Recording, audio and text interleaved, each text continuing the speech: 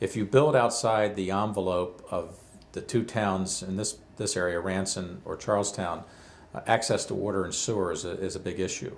We looked at the ability to buy 90-acre farms or 50-acre subdivisions of existing farms, but that are on the books for an office complex.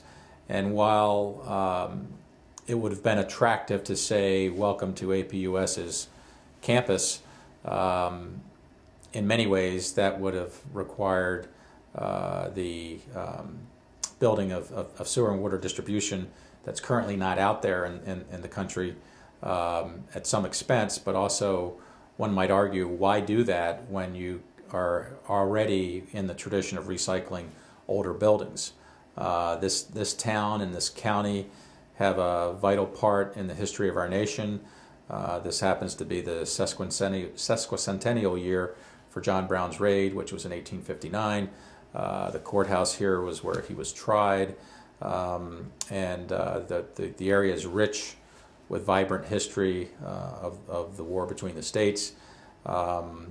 We've recycled a number of those buildings. For example, one of our buildings actually was the house of the former mayor of Charlestown, who happened to be one of John Brown's defense attorneys in his trial. So we've tried to maintain architectural integrity. If you look at this building on the outside, it's red brick, which is the predominant style of the architecture in Charlestown. It's only 4 stories tall, which keeps us under the height limit of the courthouse, which is currently the tallest building in town and the predominant architectural building on the horizon. I think will conform nicely. We've done some added features such as historic cornices and clocks on all 4 sides of the building. So we like the idea of preserving the culture, the historical architecture, and an added twist.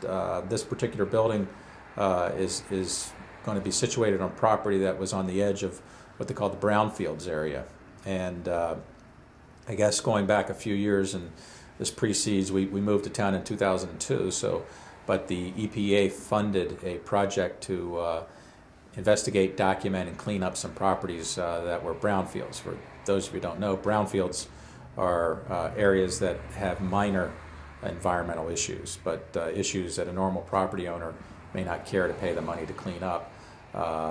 In this particular case, our property was one of those properties that the money was paid to clean up and mitigate that property, and mainly because we're at the edge versus in the center. I think by making a commitment to build a building on this parcel, we had it extensively tested, the EPA tested it, we tested it, will demonstrate that these properties can be reclaimed and put back into service under a different adaptive use, and hopefully it will encourage others to do the same, so that this former area of abandoned industrial sites between Charlestown and Ranson can be reclaimed and ideally be sites for other office buildings for technology companies like us.